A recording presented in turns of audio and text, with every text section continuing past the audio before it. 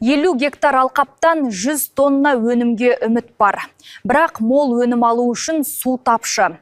Қордайдағы қант қызылшасын өсіріп отырған шаруалардың бүгінгі тыныс-тіршілігі туралы тілші баяндайды.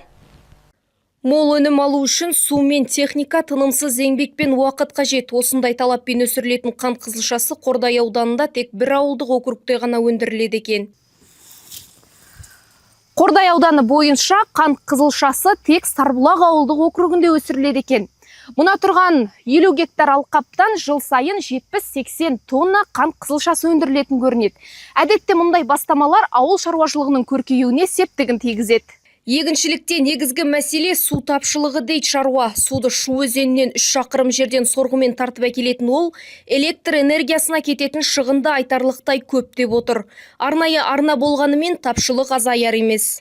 С 95-го года работаю. 1995 жылдан бері ауыл шаруашылығымен айналысып келем. Шаруашылықта 25 адам тұрақты түрде жұмыс істейді. Техникамыз жеткілікті. Былтыр қант қызылшасының әр гектардан 100 тонна өнім алдық. Биыл да сондай нәтижеге жетуді жоспарлап отырмыз.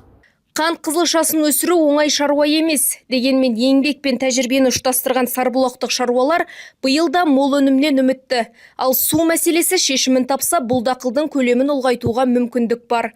Айгерім Қожабайқызы, Еркебұлан Болатұлы, Қордай 24 Ньюс.